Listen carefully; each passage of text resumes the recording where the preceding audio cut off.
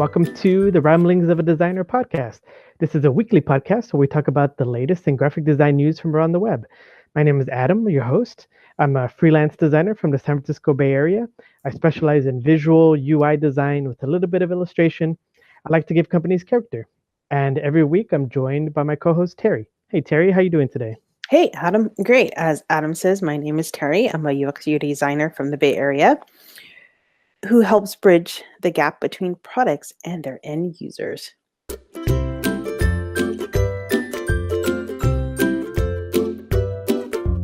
Awesome.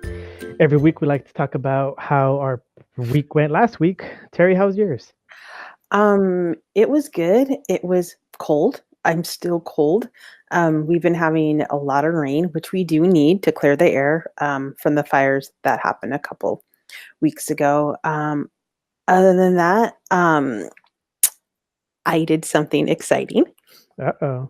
Yeah, I know. I feel like running bias thing for Career Foundry, but they actually redesigned their web development course and stuff. So basically, I'm going to be doing the pilot program for that. So anyway, I signed up, and basically I thought it was this amount of money, but actually I was wrong. So I got it for not a bad price. So it's like really cool. So anyway, I signed up for it. It's a 6-month program. Ooh. Learning HTML, CSS, React, and JavaScript, which in my first course that I took with the JavaScript, I was like, what the? It was deer in headlights, skunk in headlights, chicken in headlights. It was like all the headlights you can think of just in headlights. Like, it looked completely like Greek, Chinese, Pig Latin, you name it.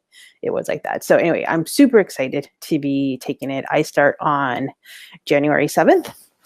So yeah, so we'll see at the end of the course if I can actually make something and understand.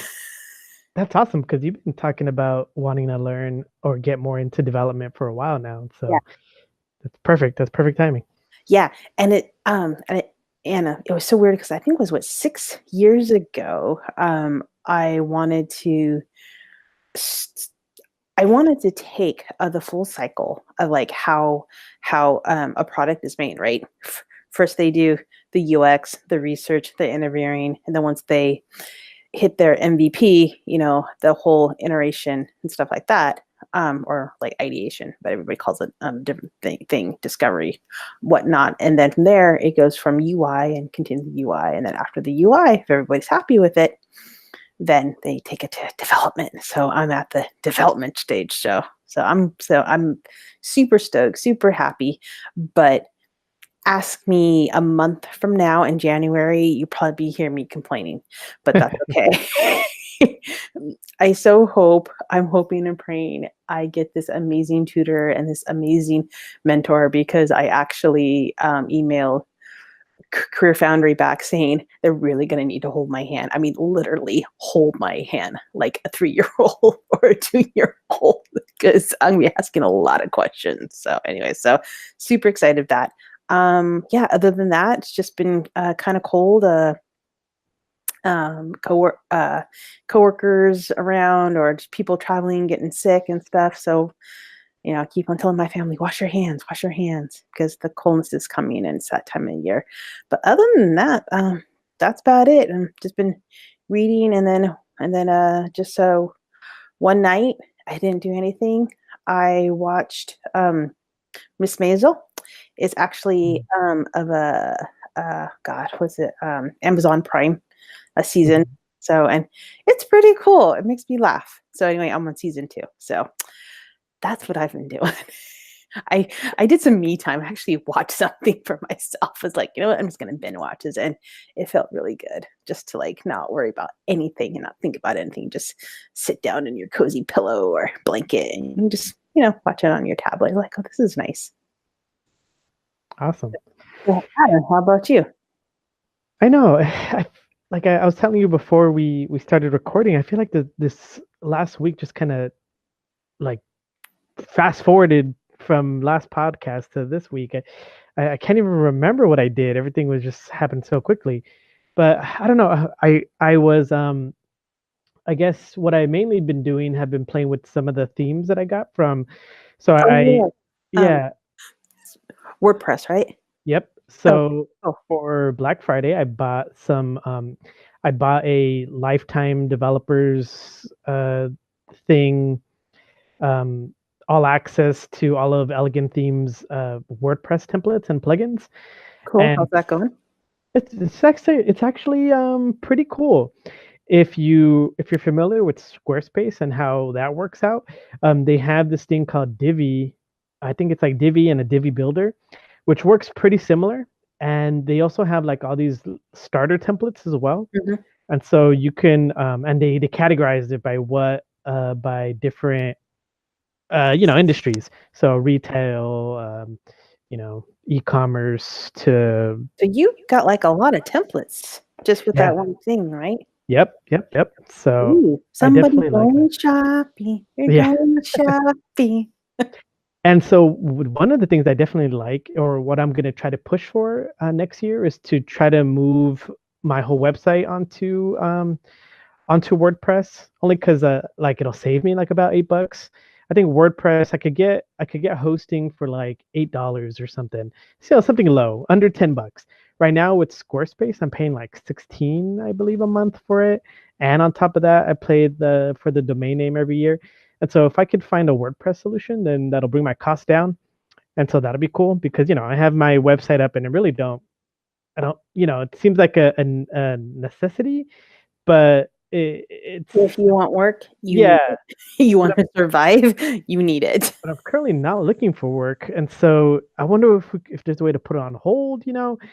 It's like bring it up when I'm looking for stuff, but whatever. It's you know, only pay for like the hosting months where you're actually hosting. So right now, I just feel like I'm just paying to have it there as a placeholder. And so I'm like, oh well, if I'm gonna have it up there, I'm gonna be working on it and try to make it better or try to bring the cost down for it. And so I think that's an option I'm kind of thinking about. And so yeah, I've been just playing around with that a little bit. Um, what else? I think that's it. Like it's been a quiet week, just kind of grinding away a little bit here and there. At work, still doing for some reason still doing more coding, email coding stuff. I tried I tried getting a template offline and using that for one of my email templates, but they didn't really like it, and so now I'm gonna have to go back to Plan B, which was having to code it from scratch, which is what I didn't want to do, but I guess I'm gonna have to go that route. Oh well, Hey, yeah, it's gonna make you a better UX UI designer anyway. So learn the craft as much as you. yeah, yeah. Any practice, I guess it's good practice. Yeah. You sound so super thrilled about it. I can tell. I know. It's just like, oh, well, Yeah. I was really hoping that the template would work because then that would save me a whole lot of time and it's already responsive and it's tested. So all I'd have to do is switch out the colors and fonts and imagery and that bing bang boom. But I was like, oh, it didn't. They didn't really like that it didn't match what they were doing before. And so now I have to go and try to make it match that. And I'm like, oh man, but I was trying to kind of give them a better looking, updated template so that it looks cooler, but I that's not guess what they they don't want. like it. Yeah, Oh, they didn't want it. yeah, that happens. No Oh big deal. well. Yeah. So that's it. Any gripes this week? No grapes, just a little cold, but that's okay. Cold is good. We just need to keep warmer. That's all. Yeah, for some reason this week went by so quickly. I didn't feel like there was any bother. Yeah, just I just know there's just a lot of excitement in our UX industry. Um, actually, yeah, there was one thing. It's not a gripe, but what was it? Was this past week I talked to 8 different people. Hmm. 8 different people reached out. Either they were interested in Career Foundry, or they wanted to know how hard it is to get into the industry, or they've already taken No, that's bad English. They've already taken, sorry, late night.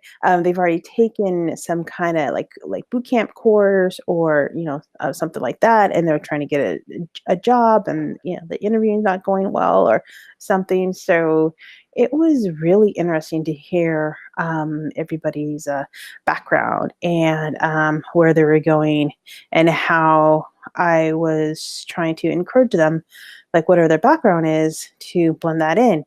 And that got me thinking to do another project, which I will be doing in May. I'm not going to say what it is. I'm just going to call it the Turkey Project. So I'll just keep it like that. And no, it's not about Thanksgiving, but maybe it's about Thanksgiving. But yeah, so anyway, I'll just call it the Turkey Project. And basically, as the month keeps on going, I will reveal a little bit more. So anyways, so that was really, really interesting. Normally, if somebody they reach out to me, normally I would like type it back and stuff, but this time like, here, I've got time now. You want to call? Here, call. So basically I just talk to them. Sometimes it's just a lot quicker and stuff like that. And they were really grateful and happy that basically, instead of like, no, here's my number, call me, they go, wow, thank you so much for your time. Yeah, no problem.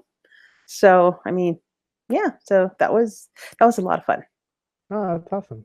Yeah. I figure eventually, if too many people reach out, I mean, eventually they'll just have the same questions, so you could have on your website like an FAQ page. You're like, Well, actually, that was a couple of questions that basically they did ask a little bit. And basically, I said, actually, I wrote a couple articles on that. If you go to my website, the articles are there. And then if you have any more questions, definitely, let me know, and we'll have another conversation about it. So I would give them a little bit, but I said, read that. If that doesn't answer any of your questions, let me know.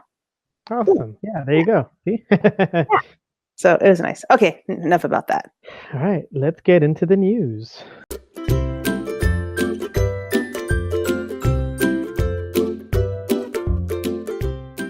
Dun dun dun. Oh, that's not really a news kind of music thing. Dun, dun, dun, dun, dun, dun, dun. I don't know. I think that's more sports. Oh well. Terry, what article do you have this week? That reminded me of ESPN. Yeah, that's why I was like, Okay, articles. Okay, you know what? I am going to start with this funny article. Well, I mean, it's kind of a funny technique, but actually, I did this technique back in undergraduate and also in graduate school when I was going to University of Hawaii. So anytime I would do a print or any form of art with color or anything like that, I would walk back and then I would do the blurry eye test. I would just squint at my piece and see about the space and the lines and the color and everything like that. So when I found this, is like, oh my God, this is so funny. I used to do this all the time as well. So anyways, this is an article called The Blurry Eye Test, and it's from David Hamill. Maybe I'm pronouncing his name wrong. I'm sorry, David. And he wrote this on November 22nd. It's a real quick read, and it is from UX Collective, and he's just stating of how this technique can help you understand the hierarchy of text. So I'm just going to read like the first little thing, and then I'll probably just end it because it's a really short thing. So anyway, he starts off saying, what does the screen need to demonstrate? Structure.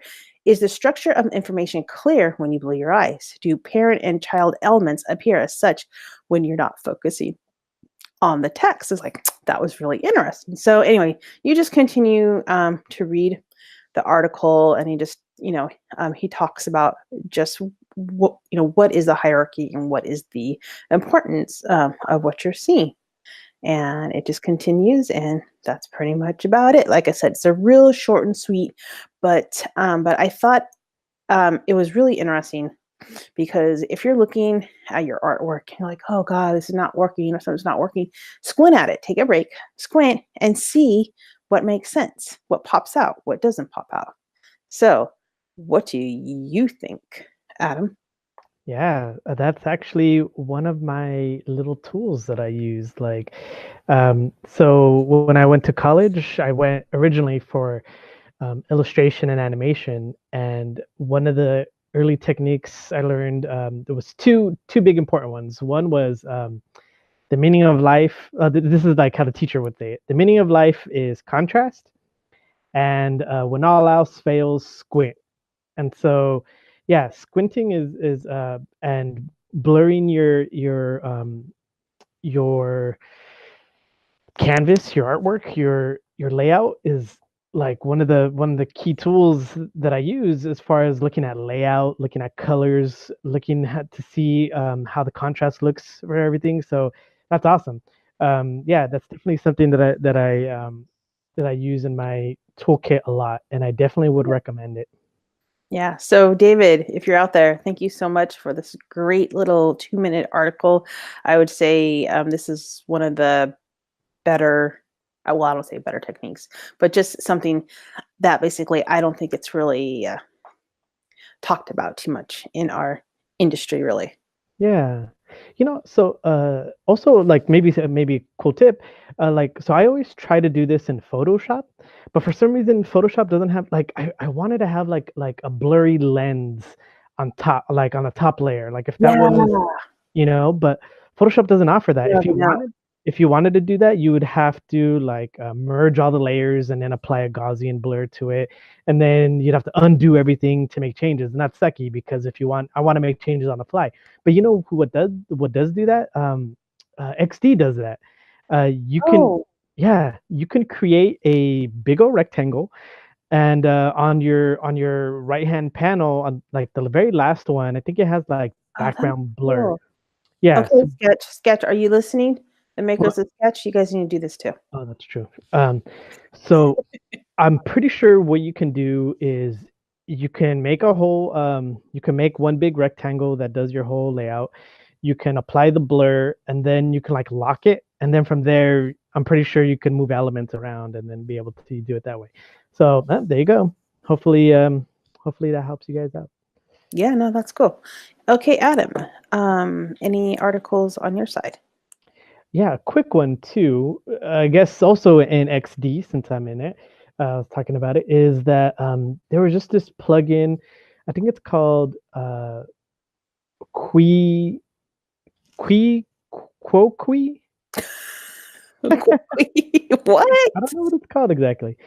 Or maybe the website is quoquee.com. Um, oh, I don't know exactly what the plugin's called. I think the plugin is called Ink, Adobe Ink, Adobe XD plugin. Okay, well, no matter what it is, Yes, your link is going to no, be in the show notes anyway. So, I don't know what it's called, but but the website you can find it at QOOQEE.com. And what it is, it's pretty much a typography plugin for XD. So XD is the tool I use mainly because, like I said, I could get it from work, and they didn't pay to get a sketch, so I get to use XD. Um, but it doesn't have some surprisingly it doesn't have some of these features. Like it doesn't have a great find and replace, and it doesn't have like converting stuff from lowercase to uppercase to sentence case, like you get in Illustrator, like you get in Photoshop, like you get in InDesign, and so that's kind of annoying. And so this plugin gives you those features. So nice. they have a find or replace. You could do exact word. You could do case sensitive. It Hmm. has unique resizing, which you can set a minimum and maximum size control on it, and it also like it's kind of um, it scales the whole text like together, and that's something that I love. And it'll adjust the leading as well together. So if you have like one box that has multiple sizes, like a header with some paragraph body copy, you can scale the text proportionally. And so that's something that I wish more softwares Programs. had. Yeah. Yeah, because you can't, like, sometimes I wanna scale everything proportionally, and like in Photoshop you can do it, but in these programs you can do it, but like you'd have to change the box setting and then scale it back down. And I'm like, I just kind of want it, just scale it already. Where's the button that says like scale everything up, because I want to scale all these things up, but whatever. And yeah, and then it has the ability to change cases. You could do lowercase, you could do capital, initial caps, you could do uppercase. And so yeah, it's cool, a little plugin. I guess it's from Qooqee. But the only problem is that it's 19.99, and so Ooh. I don't I don't know if you really need it, sure, buy it. But I Well, mean, under $20. I mean, yeah, getting a meal. yeah, it's unfortunate that you would have to pay to get the plugin, something like this. I'm Well, hoping XD will well, implement that soon. well, they have to make money somehow too. Oh yeah, yeah, yeah. If you're When, this company, sure, like yeah, when you come up do something. with with an idea, but that's pretty cool though. I mean, at least it's different and it makes your workflow a little easier. So I would say, yeah, go for it. Try it. Yeah, so that's my article or product. Terry, what do you got next? I actually got this is through Medium, and this is from Matthew Storm. I'm probably butchering his last name, so I apologize, Matthew. It's called the 1 Hour Design Principle Workshops. So I know I have gone to different workshops, like up in San Francisco, or just through, um, you know, side jobs or whatnot, or just finding different workshops online, or you know through Eventbrite, or through meetups, whatnot. So anyways, Matthew, he actually talks about why why it is important to have it. He tells about the process of like how to do it, like planning, decide who should attend, right?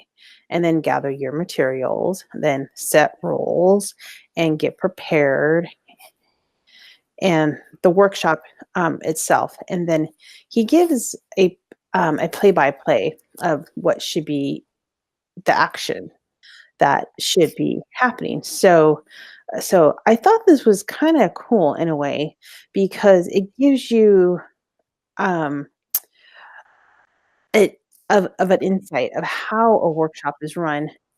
So like if somebody is new and they're not sure on what it is or how it's done, at least he gives a play-by-play about it and stuff. So again, I thought it was really inventful, because I haven't seen anybody really rate um, like how to do it versus, oh, this is what I did at my workshop. You know what I'm saying? It's a little bit different. Hmm. So, anyways, yeah. So check it out. So, what do you think? Yeah, I like it. I like. I kind of like, because I'm sort of like that, where I feel like I have, like, I'm very into like processes, and then I feel like I have a process for my processes. you know? I think we all have that Yeah. a little bit, maybe. Like even for my day, I'm like, oh, I need to listen to these sets of podcasts, but oh nope, gotta go through these emails first, because I can't listen and read at the same time. So like my process is like, okay, first I go to emails, I coordinate them by their levels of importance, and then I switch over to my podcast and I listen to this podcast and this podcast next and this, and so and so it's funny, but I think this is super valuable. Like if you're like the principal, the sole designer in your design team, or you're like the head of the design team, and you're looking for a way to coordinate, to Yeah, be a facilitator, you know that's a key word. Coordinate and being a facilitator. yeah, like So when you interview, two keywords. so like, yeah, like being able to like control a room and be the leader in Yeah, that room is valuable. So like it I would is. say, you know, getting this down, even to like the timing of like, oh, we only have this much time, let's move on, like being able to bring this to your team is an Talent. amazing tool. Yeah, I think I need to do a lot more of that, of learning how to do a bunch of these different like workshops, and to how to run, like, if although design sprints are mainly for design, for project managers, but if you're to take that concept of a design sprint and do like a small version of that for your, just like a simple design project, but with those principles, being able to facilitate that, like, that's awesome. Like, that's just more, gives you more voice. And so that's something you strive for. I think I strive for that as a designer. So yeah, I like it. Cool. Yeah, like I said, I saw that and like, oh, kind of interesting. It's just it knowledge is power. That's all. I'm gonna say knowledge is power. So, how about you, Adam? Do you have any more? Yeah. So since you were talking about design principles, um, so How Magazine, they have this. I guess they're having these like design principles series, I believe. Although I only really saw this one so far, and so they interviewed this designer called Poom Lefebure. Oh man, I don't know. I'm bad at. French. Yeah, I don't know. I have no idea. Maybe maybe it's something completely different, but I gave it a French kind of spin to it. But, It was but nice. I liked it. yeah, but she's a designer, and they were talking to her specifically about color theory, and so they asked her a series of questions about revolving around color theory, and so there's this How article mainly about that, and so some of the questions are like, at what point does color come into the design process? And so how she says it is pretty much how like I would recommend as well. Like, first you kind of deal with the concepts, and then you deal with the black and white values, and then after you have all that, then you start introducing color theory into it. You know, they also asked her, do you choose your color palettes based on color theory? And actually, it's surprising that she says that she doesn't. Like, she says that she kind of wants something to be like more spontaneous and unconventional, so she wants to kind of go with the unexpected.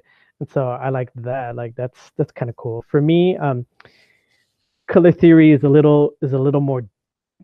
I go less with like complementary and analogous. I kind of go more with warms and cools. Like, if I Mhm. if I choose if I choose a color, like a blue, then I know that color is going to be my dominant color. So I'll kind of revolve it almost like, I guess, a split complementary. Hmm. That's Um, interesting. yeah, so I'll pick more like dull reds and yellows and oranges to kind of complement it, but mute it as well. And I'll pick like a mainly gray, um, as my dominant palette, and then the blues and the secondary colors are kind of just come in and here and there. But yeah, I mean, that's just my version. Let's see. How do you incorporate color into your layout? Yeah, like what she says is that she kind of looks at the images first, and then she kind of averages out a color based off of the average of those images that she gets. And so I thought Mhm. that was kind of interesting. Like, I know what I used to see. I think his name is darn it, it's either John McWade or Adam McWade from Before and After. He does the Before and After magazine. And Mhm. so what he would do is, whenever he had to lay out like a cover of a book, and he had like a dominant image in the book, but you needed to have like color spaces around it, he would color pick from the picture itself. And so, like, if he wanted to make it like, like a blue, he would pick the color that you would find in the image itself. That way, it would always be harmonious, and it would never clash with the image. And so I used that for a long time. I used that technique, especially like if I was doing like a holiday card and I wanted to pick like a red text. I would pick the exact red text I would find in um, in the photo. And what I would do too is I would use like Adobe Color, it Yeah. would allow you to upload images, and so I would pick my palette from those images, and so things like that. Oh, that's cool.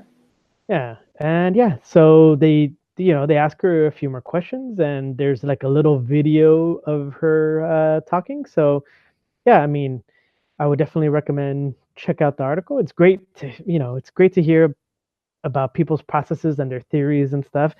And so I'm always into like hearing what these top designers have to say.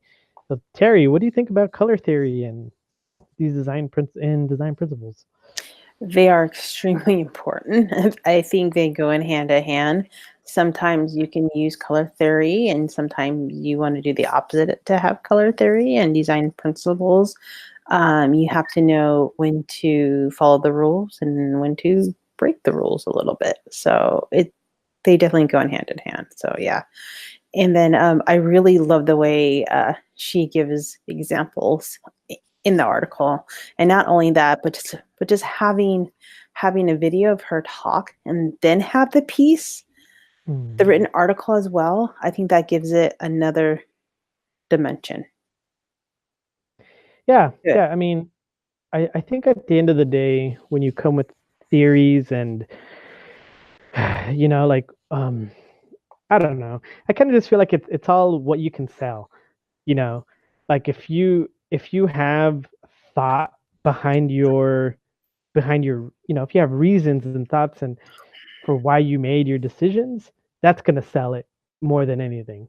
Right. I picked this red because, it you're based out of San Francisco, and San Francisco has the red in, I don't know, the Suture Tower, and so we're really going off of that. Or, we picked a dominant orange to go with the Golden Gate Bridge. You know, if you're able to sell it, that's the most convincing. That's the right answer. Yeah. Is that's what's gonna work for the client is whatever you can sell to them. But yeah, Very true. so that was my article. Terry, what do you got?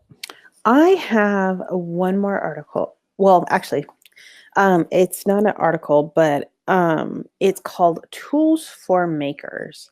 If you go to toolsformakers.com,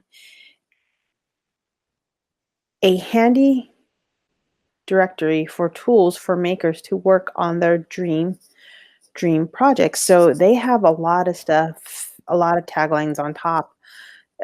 Discover over 250 tools to build awesome things like analytics, sale, product demo, design, email, marketing, APIs, hiring, no coding. So right now, I'm in the design little bubble tab, and they have like all different cards, like all kinds of design, like charity, mobile patterns, Screenly, logo logo joy.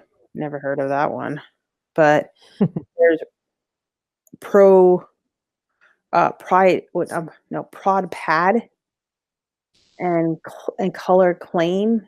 So it's really cool. Just to, there's just more stuff on here that basically I haven't really heard. I was like, oh, this is kind of cool. Oh, and they have a mock-up generator. Mm. Is yeah, so it's like mock-up generator. Like create mock-ups just through a few clicks, and they're free. So I mean, if you are stuck with something, and well, you got this. You just never know. So kind of neat. So what do you think, Adam? I like it. It's pretty much like a it brings together all these different tools um, based on the different categories. One of the features I love about it is, let's say, for example, I want to get into newsletters. It tells me like the different versions of newsletters that I can get, but at the bottom of each card, it also tells me like the subscription model or the revenue thing that it takes. So if I want to do newsletters, I want to use this letter fuel. It tells me, well, it's free forever. Well, it's free forever with an asterisk, but it starts at 19.99 or starts at $19. I'm pretty sure like it's a free version versus a pro features version.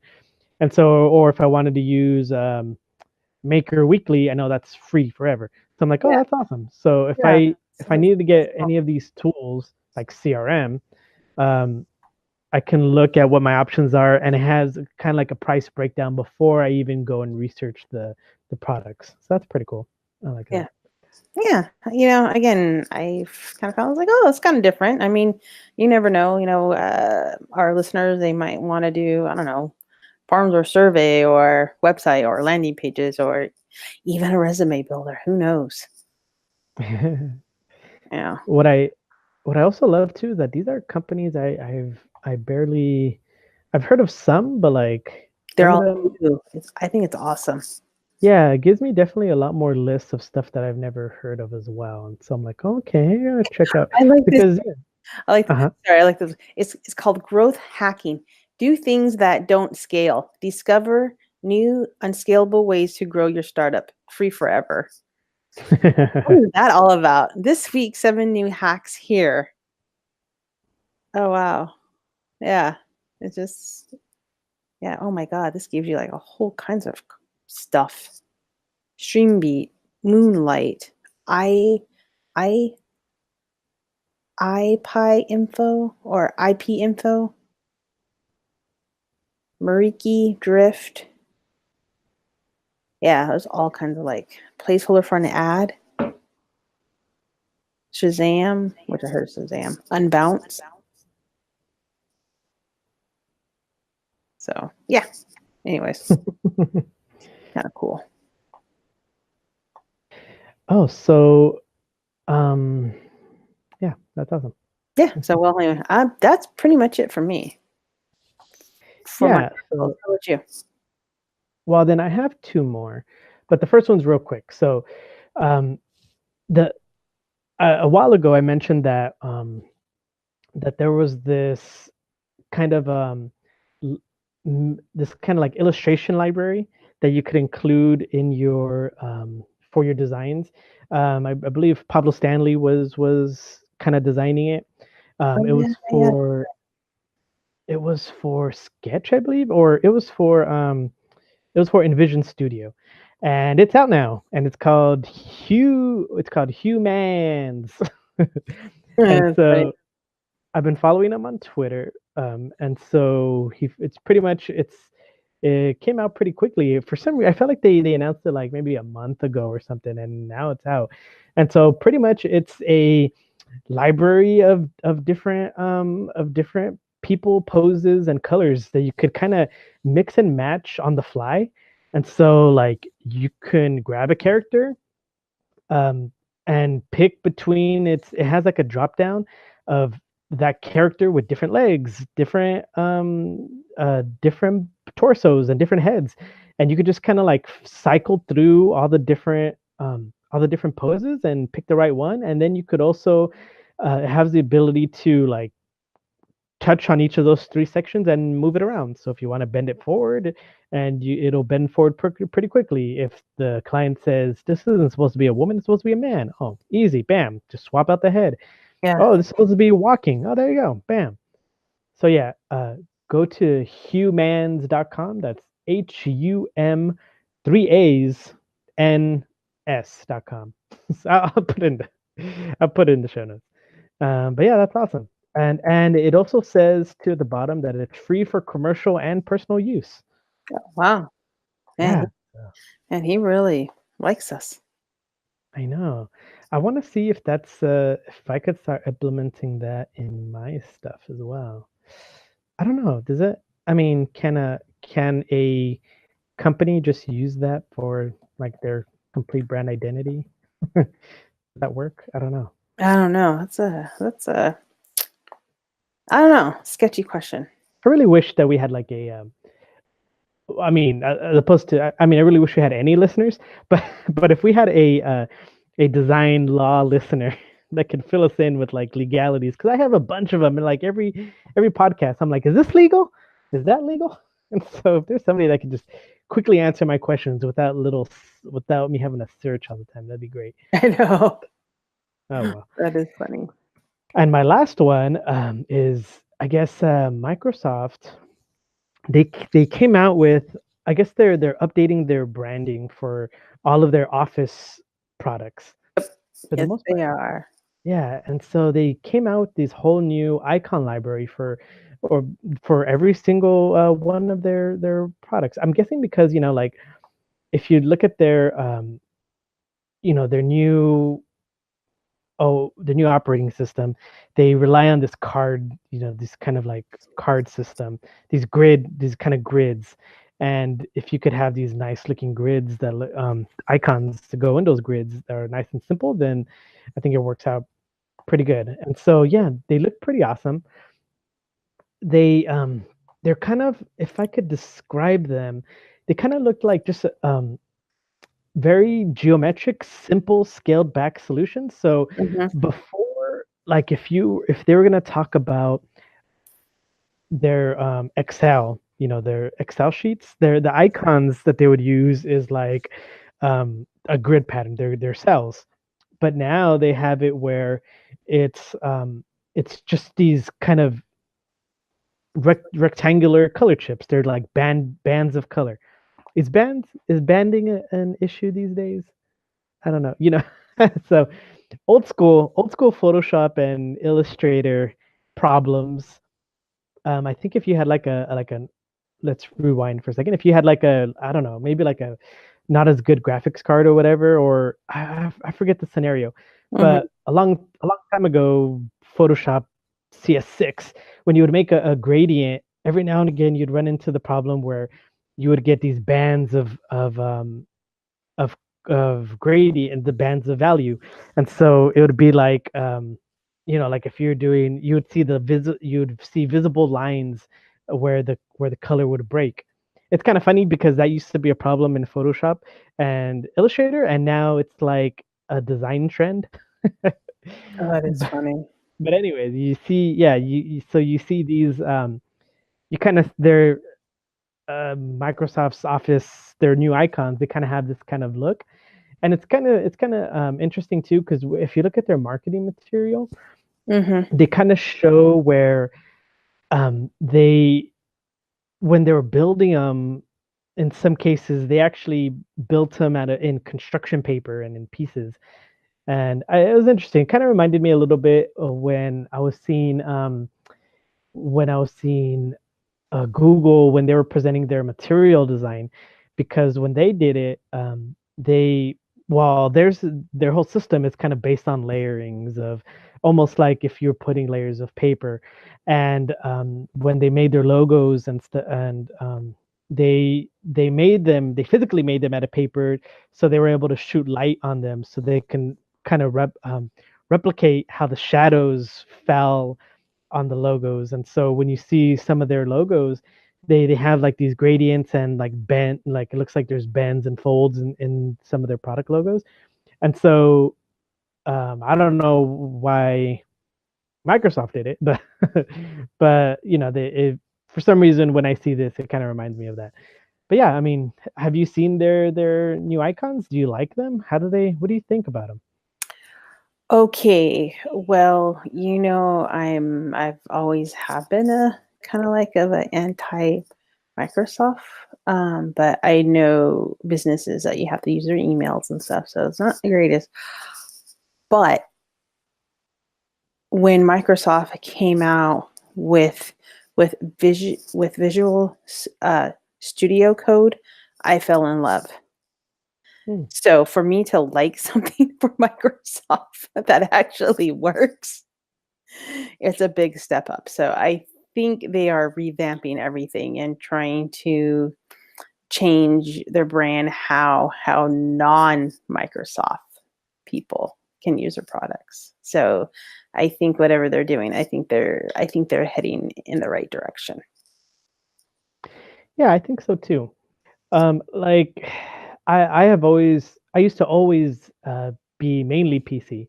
I used to love PC, like Windows XP, Windows 7 era. That was me. I was in it. I liked that it was fully customizable. I liked the open source ability of everything. I love that. Although I do admit that there a lot of their software, their Office products were always kind of clunky. Like PowerPoint has always been clunky. It still is clunky. It still is, it's the most popular option, uh, but it's always been kind of a pain to deal with. Word is always, I've always liked Word. I never had a problem with Word. Excel, I barely use Excel, but when I did, I never had a problem with that. Outlook I liked because it did have some features like where you could schedule send. I don't know. I liked Outlook, and then everything else I never really used, like Notebook I never used. But I guess I got off the Microsoft wagon. Microsoft. Yeah. I guess when I started doing more design in the industry, and they all use Macs, and so I was kind of forced to convert. And since then, I never really had a problem. And now I'm kind of more hesitant to go back to PCs, only because like with the latest OS, I think it's like what do they use? Office what's the operating system? Windows 10, I guess now.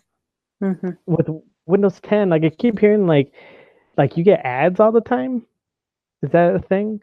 Oh, like I don't know. Yeah, like I would see like on the lower right corner, like you get ad pop-ups, and like it's harder to.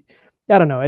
I don't like that it's invasive like that, and the like in the yeah, and like now when you go to like the menu where you see all your software, like the start menu, which is like on the lower left hand screen, I think now that gives you ads as well, and I'm like, wait, what am I doing here? Like I don't want to. And then and then also where they would like kind of force updates on you. And so I don't know. I just haven't really been a fan with what Microsoft has been doing lately, and it's been kind of disappointing because, like I said, I always used Office forever, and and so I'm waiting for them to like, I don't know, scale back whatever they've been doing. Yeah. So we'll see. Anyways, that's all I got. Anything else from you, Terry? No, that's it. Just Christmas is coming up. So we have wait, this is our first week, right? In December? Yeah. Is that right? Yep. Oh my God, I don't even know that. Yeah. So we're gonna be having the next podcast on the next 2 weeks. And then after that, I think we're gonna take that week off. Yeah, let's all have a Christmas break. Yeah. And then, oh my God, then after that, it'll be 2019. Yep, New Year's is coming up. Oh my God. Yeah. So, yeah, actually, I want to put a question out there. Since we have 2 more podcasts left for 2018, either email us or Twitter. And what is your resolution for 2019? Or is there a skill that you want to do? Or I don't know, something. Reach out. So, Adam, so where can they find you? Yeah, you can find me on Twitter at Adan Zepeda. That's AdanZepeda. And you can find me on Instagram at adanz.designs. And if you want to email the show, that's ramblingsofadesignerpod at gmail.com. You can find all these in the show notes. But Terry, where can they find you on the internet?